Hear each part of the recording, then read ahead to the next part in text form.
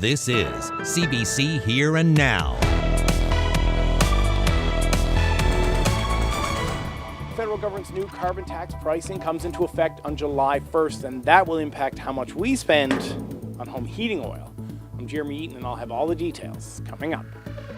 Well, the first blast of winter weather for parts of the Avalon Delta, how much fell, and blizzard conditions expected in parts of Labrador this week.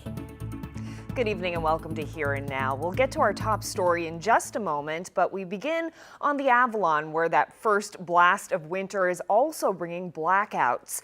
17,000 people on the Northeast Avalon and Southern Shore were in the dark this afternoon as a result of poor weather conditions and issues at Newfoundland Power's Hardwood substation. Blackouts in Paradise, Mount Pearl, and the west end of St. John's were resolved within an hour or so, but Newfoundland Power says it's still responding to weather-related outages on Bell Island, in Portugal Cove, and St. Phillips. Bell Island RCMP say the detachment phone lines are down as a result. Power is expected to be restored by 6:30 p.m. Island time.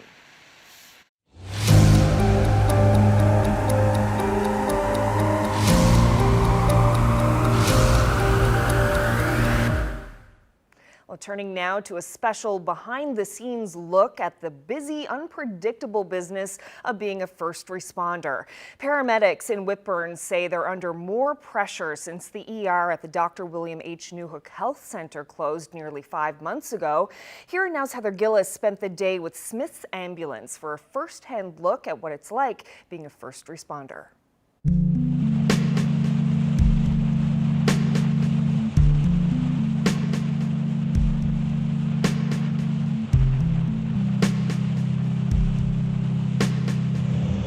It's been a day already.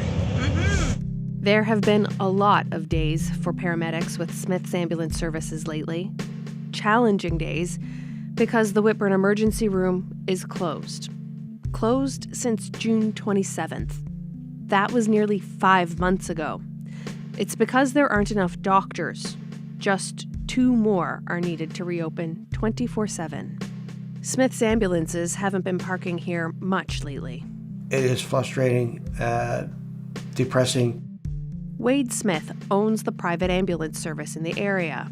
The doctor shortage is causing a chain reaction in the healthcare system, closing the Whitburn ER and putting pressure on paramedics, forcing patients to be transported further, longer to hospital. That means that the ambulance is gone out of the area. Red alerts, no coverage for 4 to 6 hours. Nearest ambulance probably 35-40 minutes away. On this day, an ambulance is off to St. John's on short notice to help answer emergencies in the city. When the health science gets short resources, they call on private operators to come in and help fill the gaps for them. They go into what's called red alert when they don't have ambulances to respond to calls. So they take ambulances out of other areas that may have a spare one. In this particular case, they took one of ours. For paramedic Rudy Mercer, it means he's out of the office and into an ambulance. Just another day with the unpredictability of paramedicine. A week and a half ago, we had 4 ambulances gone. 2 gone on routines, 2 doing back-to-back emergencies, and we were 6 to 7 hours with not one ambulance in our particular area. Another ambulance is on the road, this time 25 kilometers away, to Dildo. They're transporting a patient to a doctor's appointment in St. John's, an hour's drive, one way. Leaving Smith's outfit with just 1 ambulance if another emergency arises. There's a 4th one, but it isn't staffed full-time, despite Smith's pleas for more money to hire more paramedics. Since the Whitburn ER closed, Smith's has answered more than 300 calls, one time even responding to the Whitburn Health Centre. The nurses are not allowed to triage or treat a patient out there. And in one case, we had to transport a chest pain who actually came in for a doctor's appointment. Smith's covers a big area, 14 communities from Roach's Line to Chance Cove. A round trip to the hospital can take up to 4 hours. They take patients mostly to Carbonear, 45 minutes drive one way, and to St. John's, which is an hour, and Placentia, a 35-minute run. And when paramedics get to one of those hospitals, There are often lengthy delays waiting to offload patients. I mean, we're standing in hallways, no place to sit down, attending to patients for anywhere from 2, 4, 6 hours, sitting in the back of an ambulance with a COVID positive patient or possible COVID patient for hours on end. A paramedic's job is tough, and it's grinding them down. It's a never-ending battle with long transport times, fatigued crew, patients just complaining that it's taking forever to get an ambulance and taking forever to get to a hospital. And in a rural area where everyone knows everyone, some calls hit too close to home. I picked up my family members. My father passed away. I was on call. I had to respond. That was 16 years ago. Every paramedic has a breaking point. Mercer hasn't reached his yet, but it's clear he's close.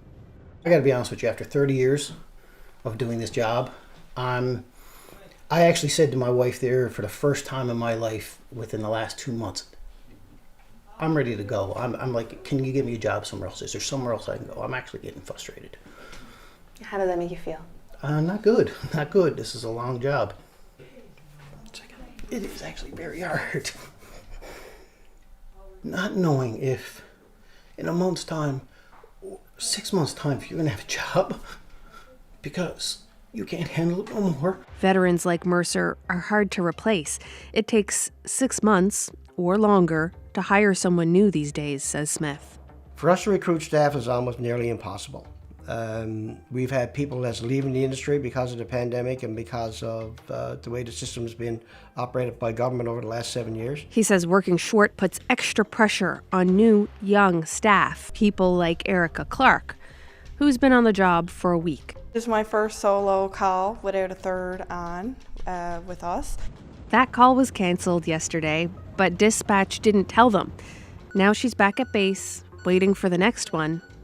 It's rest time for some and lunch for others. Female? Okay.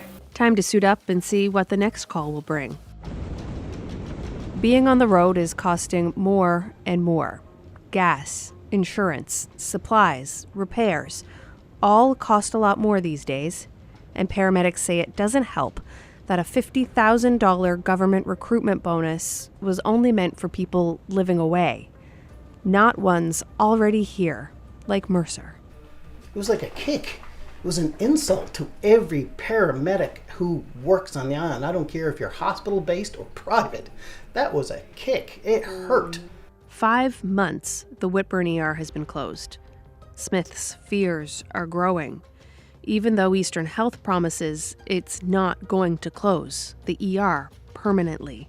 I think they need to come out and tell the public what is actually going to happen in Newhook, if it's going to be a 24-hour system, or if it's going to be a Monday to Friday clinic. I'm worried about things to come. And we're joined now by Heather Gillis. So Heather, what's happening with the Whitburn ER now? Well, Carolyn, according to its last news release, Eastern Health says the Whitburn ER will be closed until Monday morning. That's November 28th.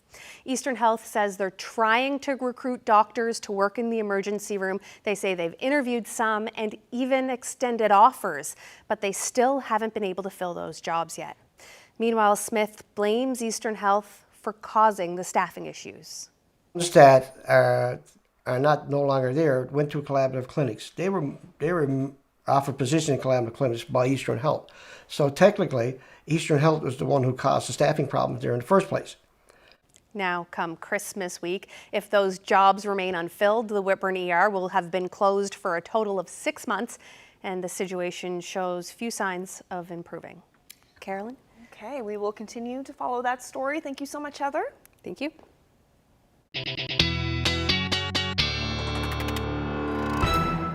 Well, we saw snow today, very fluffy snow, in fact, out there for a good chunk of eastern half of the island. St. John's reported at the airport 5 centimeters of snow, about 5.8 estimated in St. John's West, Mount Pearl. Similar to that, Gander saw about 11 centimeters of fluffy snow.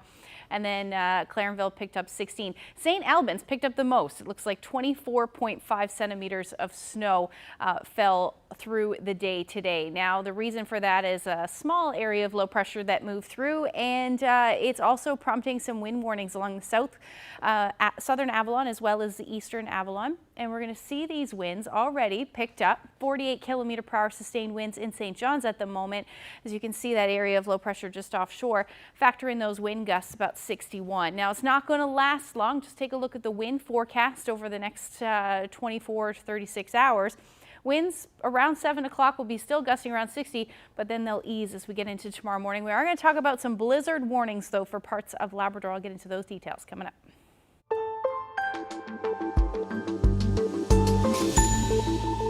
You live in Nova Scotia, Newfoundland and Labrador, or Prince Edward Island, you can expect to get the Climate Action Incentive check for the first time ever this July. Well, come July, Ottawa will impose its carbon tax on Newfoundland and Labrador. The province has said that could add as much as 17 cents per litre to the price of furnace oil, and that's on top of the already record high prices. But as you just heard, rebates will also be sent out. Today, Canada's Environment Minister said 8 out of 10 households will get more money back than what they pay in. Well, here now's Jeremy Eaton has been following this story for us. So, Jeremy, what do people in this province have to say about today's announcement?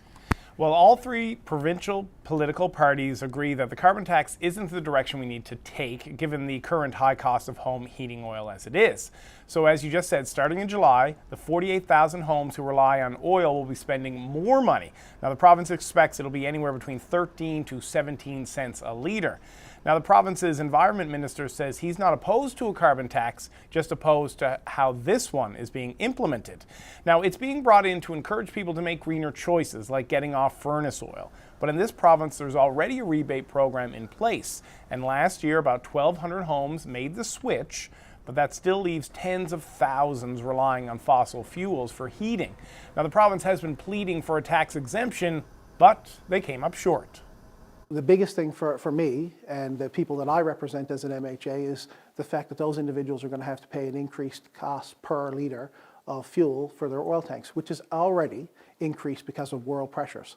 So those are the things that are problematic for me, and that's the things that we were advocating for with Minister Guilbeault as well as others. But they obviously, from the telltale fact that 70% of the province are being forced on the backstop, is the fact that they're not listening to their premiers and their provinces with respect to that. They have a policy decision that they've made and the direction that they want to go in, and they're not going to be listening to us or anybody else that's contrary to that. Now, the opposition and NDP weren't pleased with today's federal government announcement either, and they're not holding back. This is a colossal failure by this administration and by the Premier and by their cabinet to do what's right for the people in Newfoundland and Labrador, to fight for what's justifiably needed here. People have been through enough hardship over the last couple of years. The financial burden on people right now, to impose a tax like this, is obviously going to add more hardship to the people in Newfoundland and Labrador, particularly in rural Newfoundland and Labrador, and particularly the seniors in this province of ours. For many people, I guess, they're already struggling. The carbon tax in July is not going to make their lives any better right now. It's not going to help them lift them out of poverty. Again, I'll go back to this. We've been calling very clearly on this. You need to address the income piece. St. John's South Mount Pearl MP Seamus O'Regan is calling today's announcement good news. The federal Liberals have a plan to give you back the extra money that you're going to be charged. Now, as Carolyn said earlier, it's called the Climate Action Incentive Payments, meaning a family of 4 will automatically, no paperwork required, get payments of $328 3 times next winter and 4 payments the following year. Now, that amount will decrease based on how many people live in your home. So I asked Minister O'Regan to explain that to me. Everybody's going to get a sizable check 4 times a year. It doesn't prevent you from seeking out sources to heat your home, drive a car, do other things, looking for fuels that pollute less. And when you pollute less, you won't be paying for that pollution through the price on pollution, but you still get to keep that check. So you'll save money. But we just wanted to make sure that nobody did without. Like, I think we've had enough, to be honest with you, with taxing in the wrong places. And, you know, we just don't want to tax middle and lower income Newfoundlanders and Labradorians anymore. So we're sending the money back to them. So those rebate checks are expected to arrive in July, and then October, and then another one in January of 2023. Now, O'Regan feels that they will soften the blow of the carbon tax, but before people start to worry about next winter, we still have to get through this one. And with oil price being just over $1.50 a litre on the Avalon, compared to just over $1 this time last year, rebate checks in 2023 are cold comfort today. Reporting live from the newsroom, I'm Jeremy Eaton for Here and Now. Thanks, Jeremy. Ottawa is hoping to entice some middle and low-income homeowners to switch from home heating oil to electric heat pumps with a new $250 million grant. Now, those who qualify could be eligible for up to $5,000. That money will cover the cost of installing a heat pump, any necessary electrical upgrades, and the removal of oil tanks. Canada's immigration minister says this is especially needed in Atlantic Canada, where about 30% of homes are heated with oil. This grant is in addition to the $250 million announced in September to help assist Canadians with home heating costs. Nearly half of that money is earmarked for the East Coast. Well, staying with fuel prices, the Public Utilities Board has once again lowered the price of home heating oils. It's the fourth pricing adjustment since last Thursday. Furnace oil dropped 6.4 cents a litre, and stove oil in Newfoundland dipped by almost 8.1 cents in an unplanned adjustment. All other fuels are unaffected. Well, a missing snowmobiler was found this morning in a wooded area between Stephenville and Galance. The 43-year-old man had been missing for hours, and police say he wasn't properly dressed for the conditions. A group who had been with the man located his overturned snowmobile and followed his tracks, but were unable to find him.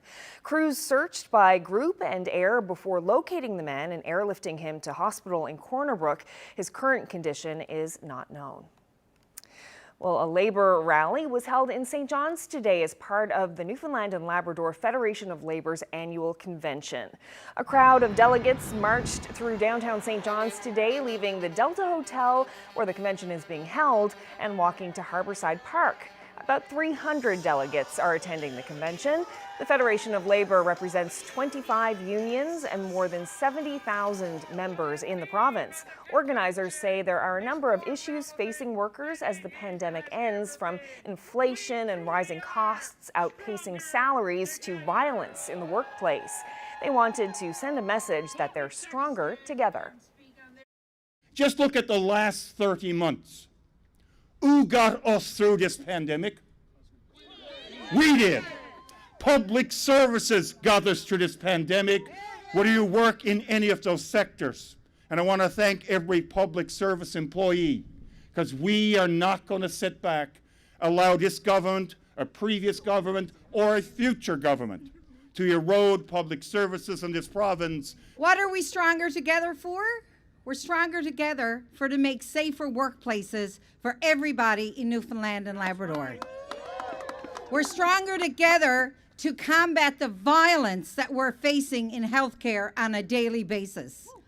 And it's with the support of this Federation of Labour, 70,000 workers in Newfoundland and Labrador, that we are calling on Workplace NL and the Government of Newfoundland and Labrador to form a Health Sector Safety Council, with the number one priority being first to address the violence in healthcare. Shame. And this is the last convention for Federation President Mary Shortall, who's been involved in the Labour movement for 4 decades. An election will be held tomorrow to choose a new president. It makes me so very proud to have done what I've done for the last 12 years, 9 years as Federation Labour President, 20 years as a full-time Labour activist, and 40 years as an activist, because you want to leave thinking that you've left enough space for the people who you've worked with to take over, and I think it's just a wonderful place to be, and I can't wait to see what the next 3 years are going to be like. I'll miss it for sure. I'll miss my work, but my activism is not stepping aside for sure. 2 people remain in hospital after being struck by a vehicle in Hopedale over the weekend. Police say the pedestrians were hit on American Road shortly before 3:30 a.m. on Saturday. 2 females were taken to the local health center before being airlifted to hospital in Happy Valley Goose Bay. Police say the 18-year-old driver left the scene before officers arrived, though she was later identified and arrested. She faces several charges, including dangerous driving and impaired operation of a vehicle causing bodily harm. The RCMP says further charges may be laid. Well, the Red Cross has distributed nearly $31 million in Fiona relief donations, but says most of that money has gone to Nova Scotia and PEI. Spokesperson Dan Bettle says the agency has given $500 payments to more than 54,000 households as of last Thursday. He says nearly 6,000 households in Newfoundland, Nova Scotia, and PEI also received a second $500 payment because of exceptional or unique needs. Well, a heritage group in Western Labrador is trying to make a record of the region's history through quilting. It's getting senior citizens in the community to create quilt panels, which will then all come together to form a quilt and tell their stories. Have a look. This started with our fall festival. Our theme was past, present, and future. Our board decided that this would be a good project to do to bring to the seniors. So our board member Denise Foote, she took that on herself. She cut all the material for the quilt and put together the kits, and then we brought it up to the seniors folks and asked them would they participate in our quilt. People are really enjoying it, and I'm enjoying reading their little bit of stories that they're putting there. I'm going to say the Hicks family there, that's a pretty old one, that's for sure. They're a quite famous family, a predominant family in the community, so for me, the Hicks. They can come in here to the Gateway Labrador, and we have the kits here ready, so they can come in and pick it up, and when they have it completed, they could handwrite it themselves, or they could stencil it themselves. We already have the squares that are sewed together, so they can then put their own story on the sweater. If they're not, I would be a person who would have to get one of the squares that are not sewed, so they can come in and pick up an already sewed square. We're hoping before Christmas. We think it would be nice then to bring all the seniors that participated into the room, get together, have a coffee, have a chat, and then put it together.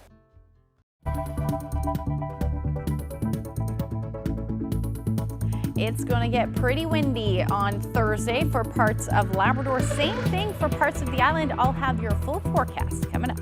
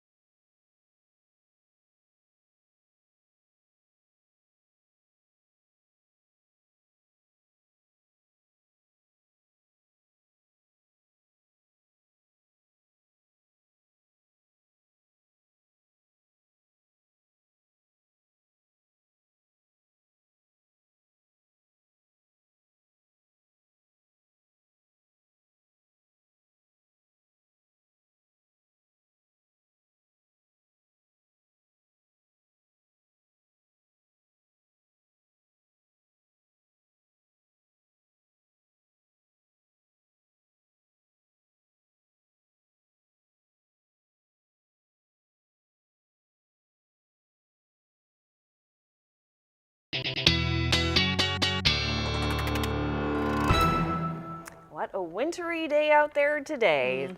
And so it begins. It begins.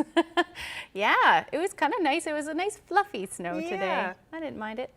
Not a whole lot to shovel, if anything, really. No. Well, here anyway, there are other parts of the province certainly that had to or will have to shovel some of that snow. But let's take a look at the temperatures for today. So that really, 3 degrees in St. John's earlier today, but temperatures were hovering around 1 as it was falling, but the upper levels really cold, which is why we saw that really fluffy snow, especially past the isthmus, through to Gander, down along the south coast, where amounts were somewhere between 10 to as much as 20 centimeters falling. So definitely lots of snow. Up across Labrador, though, your temperature is much cooler, -11 in Lab City today, and along the coast into the minus single digits. Factor in that wind chill. Even though it's hovering around 0 degrees right now in St. John's, it's feeling more like -8, and that is because we do have those gusty winds. They've returned, sustained right now at about 46 kilometers per hour. Along the south coast we're seeing, and then parts of the southwest coast rather, we're seeing some gusty winds as well, sustained at 48 right now in Port aux Basques. Same thing, 43 for the Wreck House area. You factor in those wind gusts. Closer to 60 kilometers per hour, and right now 65 in St. John's. We do have that wind warning still in place.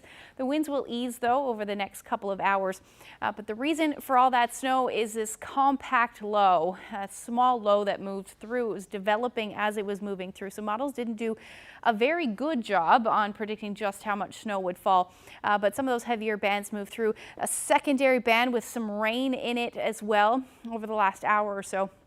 That's in the process, though, of moving out. As that does move out, the low will take the winds right along with it as we head through the next couple of hours. So taking a look at the winds, this takes us through to about 9 o'clock tonight. And there you can see the gusts between 40 and 60 kilometers per hour.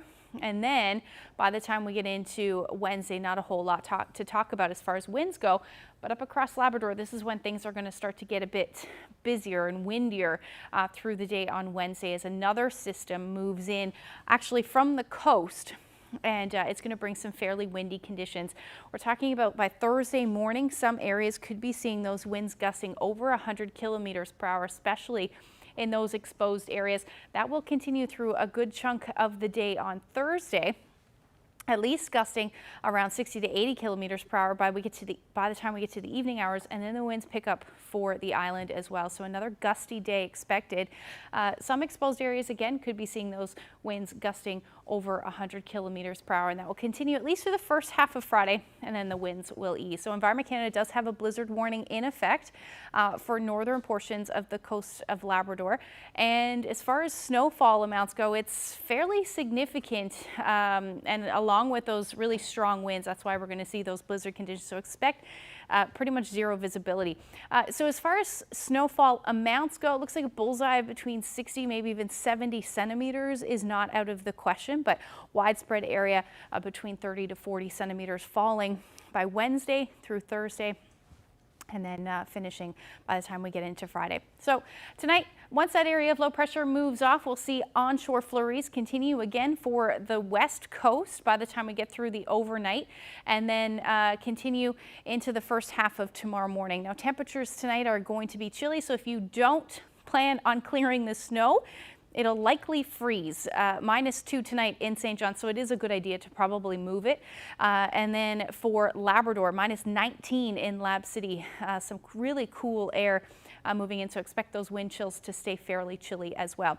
Tomorrow, those onshore flurries will continue along the west coast, and then as we head through the day, really anywhere can see that chance of flurries or some showers into the afternoon hours on Wednesday, and then there's that snow starting for you up across Labrador, and again that will continue in rounds right as we get into Thursday. So as far as temperatures go for tomorrow, pretty similar to what we're seeing today, 2-3 degrees, a little cooler as you head towards central and the west coast, with those winds out of the northwest between 20 to 40 kilometers per hour. And then for Labrador, you're looking at some sunshine tomorrow for the east, about -7 or -8, but hanging on to those chilly temperatures in Lab City at about -13. So that's your forecast. We'll look ahead when I come back.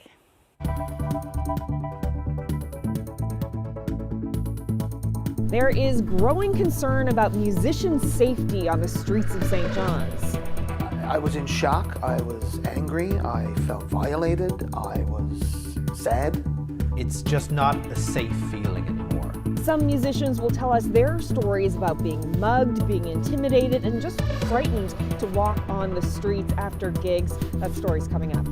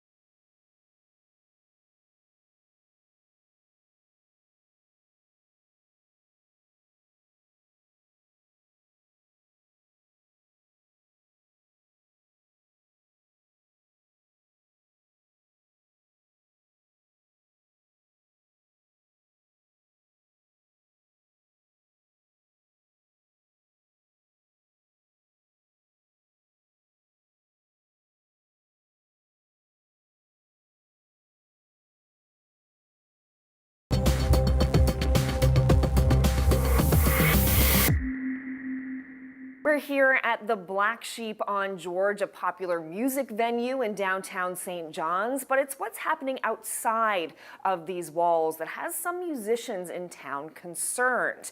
Musicians who make their livelihood playing in bars like this downtown. And at issue right now is personal safety.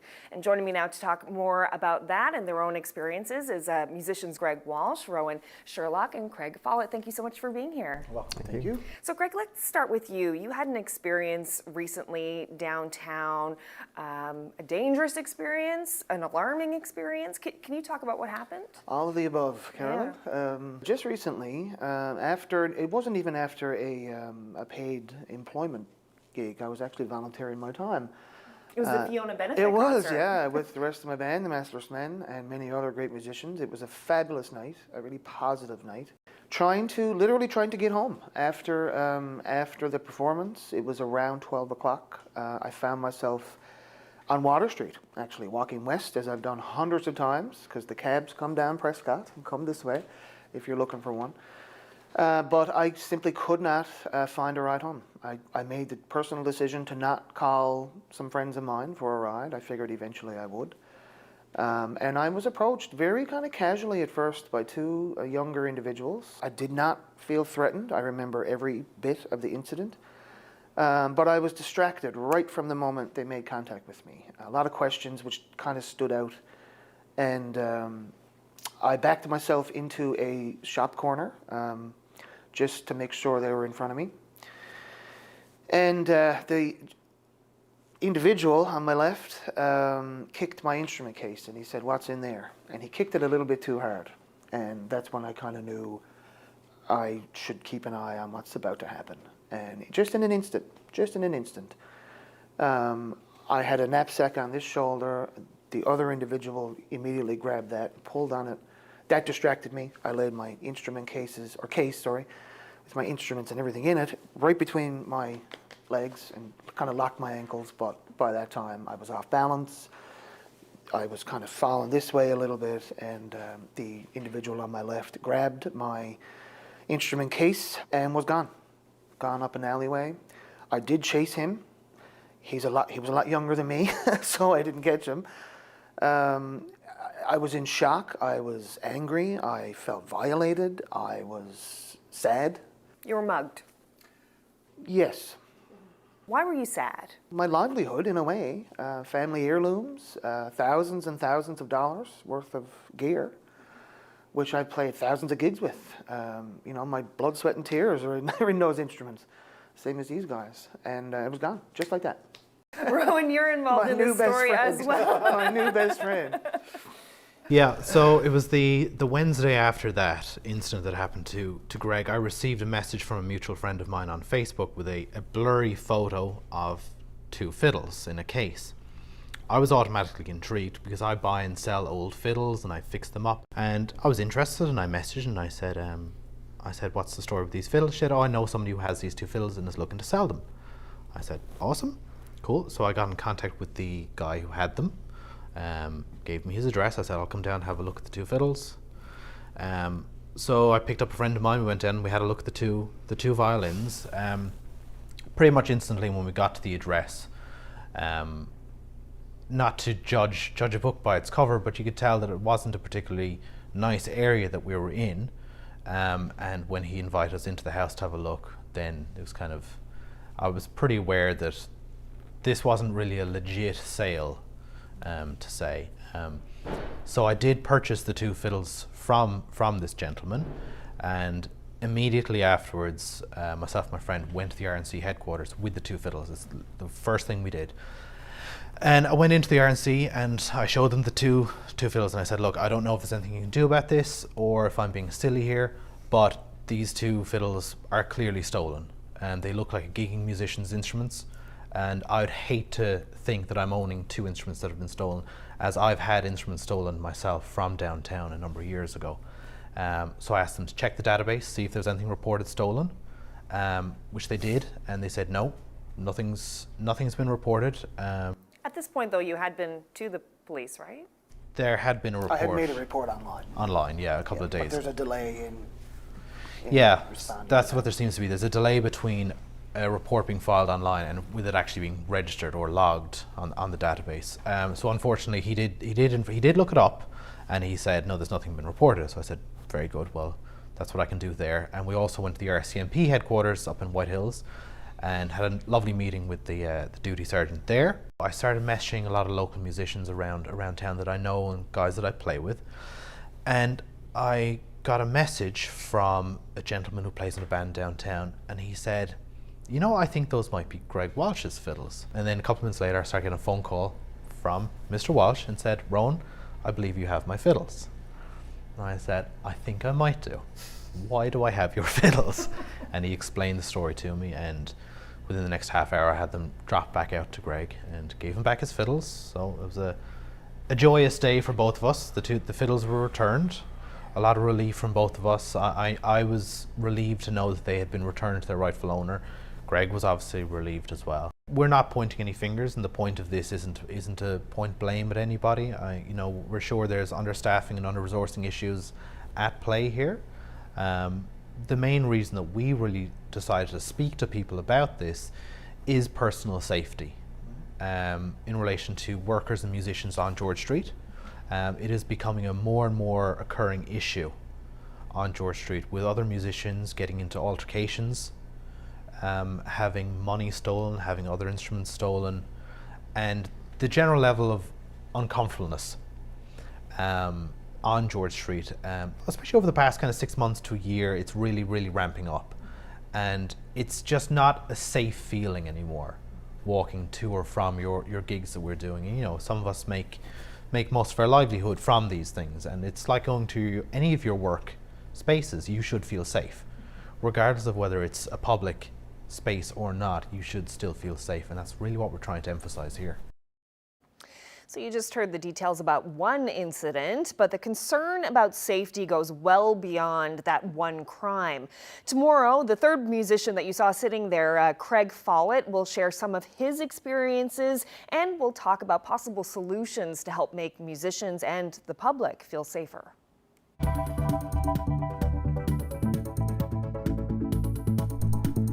The family of one Bishop's Falls resident wants her home support worker to take her into her home, but says Central Health isn't offering enough money.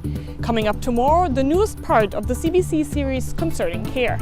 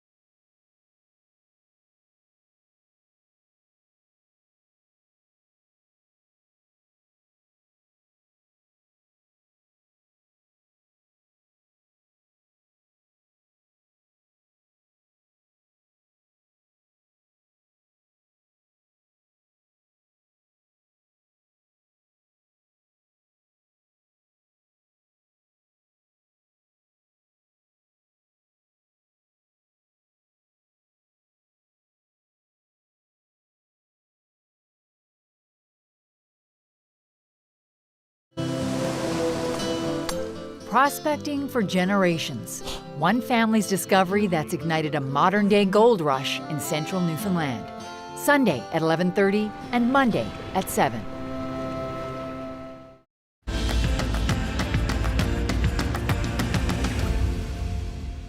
A massive map that might look familiar to some of our viewers has made its way to Memorial University. That's right. As part of Geography Week, a pile of profs and PhD students are using the map to illustrate some of the interesting work that they're doing in parts of our province. I headed over yesterday to meet some of them. We're here at the tail end of Geography Awareness Week and the beginning of Memorial's Research Week with the giant floor map of Newfoundland and Labrador. We're here to feature the wide range of research we do in geography that really covers the province as a whole, but also, of course, reaches well beyond the province to the rest of Canada and around the world. So we've got students, we've got faculty here, and we're welcoming people to kick off their shoes, walk all over the province with us, and sort of take a tour of the kinds of things that we look at as geographers, as researchers. So can you tell me a little bit about what you're doing? Yeah, so we're studying coastal erosion and coastal vegetation. So we're looking to use plants that are present here in the province to help mitigate with coastal erosion around the Avalon Peninsula specifically. So one of my research areas is actually Fairyland.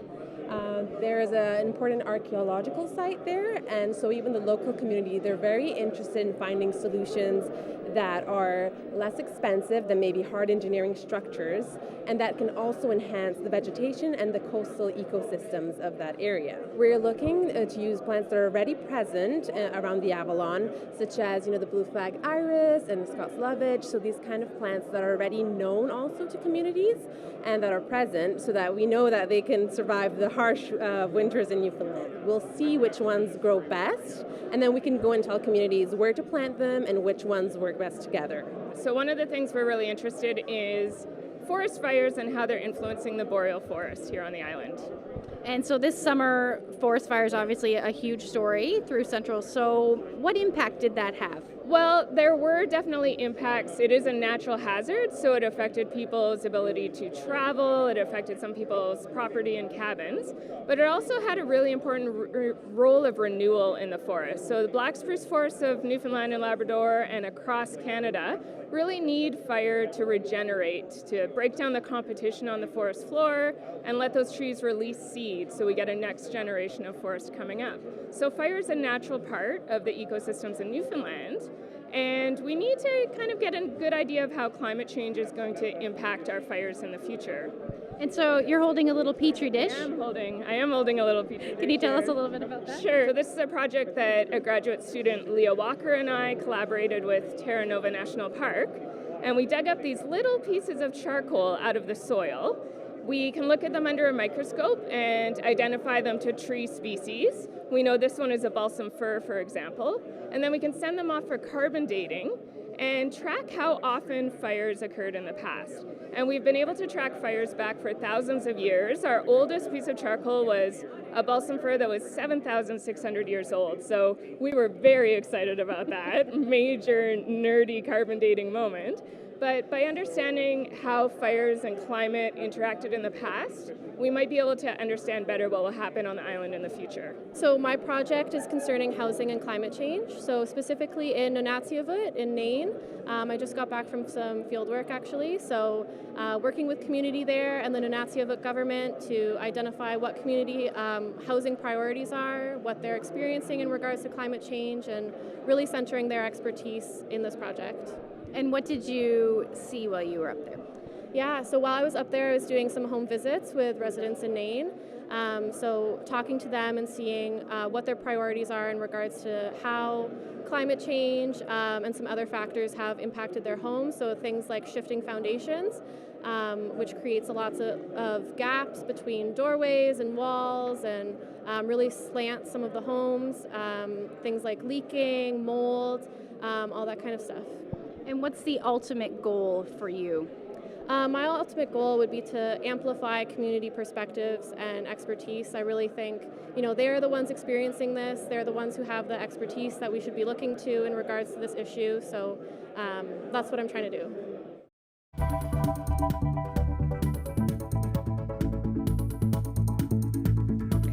Tomorrow on CBC Radio's Labrador Morning, they'll be talking about nutrition and Inuit traditional foods in a conversation with the Territorial Director of Nutrition for Nunavut.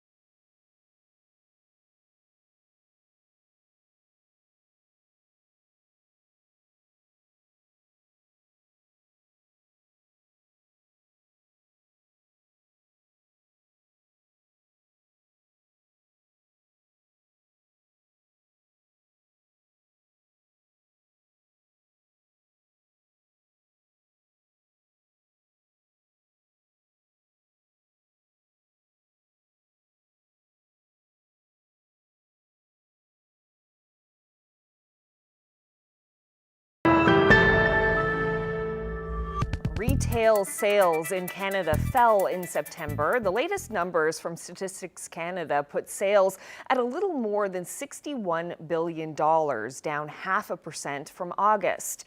3/4 of the retail sectors tracked by StatsCan registered declines, led by gas stations, which saw a 2.4% drop. E-commerce, which surged during the pandemic, took a significant hit, falling 5.4%.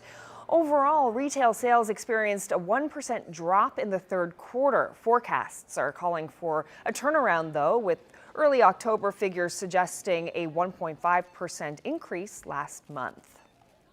Well, Paris, France is known as the City of Lights, and once again, it's living up to that reputation.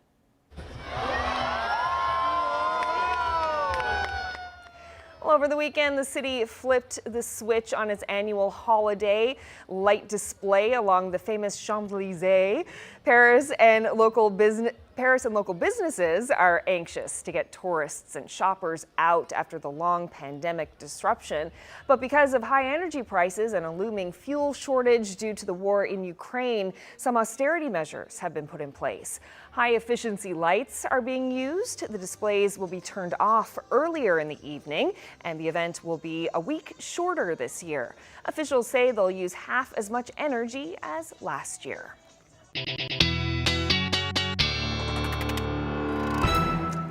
Wouldn't it be nice to be in Paris right now to see all those lights? It would be beautiful.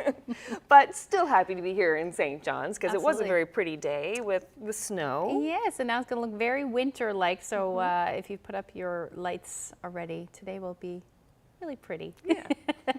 But we do have some more snow on the way as we head through the weekend, or through the week rather, especially up across Labrador. Let's take a look at what's going on. This is the future tracker for Wednesday overnight. So you can see that area of low pressure up across Labrador moving in.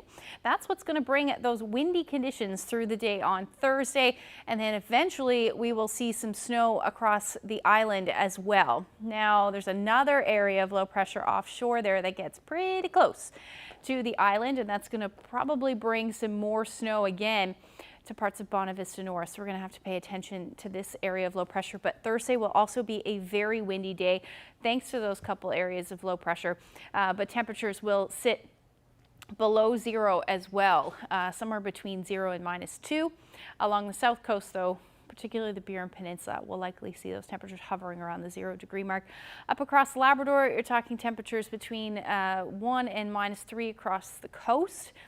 Maybe even a few showers in the mix up across Cartwright, otherwise around -10 for Lab City. So as far as the snowfall amounts go, it's quite a bit of snow along the west coast, particularly in the higher elevations. Again, over 20 centimeters likely. And then there's that snow for Bonavista North that I was talking about. We could see some higher accumulations. Definitely going to keep an eye on this one. And then same thing for coastal areas of Labrador. This will take us through to Friday morning. So that area of low pressure will move out eventually. By the time we get into the morning hours, it may end as some rain through the day on Friday, or at least some showers on the day on Friday. And then we'll see some more snow move in for Lab West as our next weather maker moves in. So temperatures will rebound a little bit more on Friday, above 0 for the most part across the island, and then hovering around -1 or -5 for coastal areas. And then similar forecast for central and western Newfoundland through the day on Friday. Now taking a look at the long range forecast, there is mid-single digits in there for Saturday. However, I am going to keep that chance of showers or flurries pretty much right through. Into Sunday, looking pretty nice early forecast for the Santa Claus Parade, or Santa Claus Parade, yes? Yes. Yeah, that's what it's called. Okay. I know there's a special name too. And then for central and western Newfoundland, you're looking at your temperatures around 1 or 2 degrees as we get through the weekend. Chance of a few flurries or showers. And then again, some windy conditions will move in for western Newfoundland as well. Now for eastern Labrador, flurries the story for Saturday and Sunday, -single digits for you. And then for western Labrador, again, some snow right into Saturday and Sunday. Again, afternoon highs somewhere between -6 and -8, and overnight lows will be dipping into the -teens. So I wanted to show you this great shot. This is the sunrise from the Brigus Lighthouse there. Stephanie Taylor shared this great shot with us. I love the color as the sun rises. It almost looks warm. It does. It does almost look warm. Imagine or what pictures do. If you'd like to send any pictures to us, send them to the Facebook page, Twitter, or email to nlphotos@cbc.ca. Gorgeous. Thank you, Steph. Yeah, so the Christmas parade, Santa Claus Parade happening this Sunday. Yes, it is. Goodness, already. It's that time of year. I know CBC will be there. Yep. Yeah. We will be. All And right. hopefully bundled up. Yeah. Hopefully the weather will be nice. That's it. Thank you so much for joining us, everyone. Have a great night. Good night.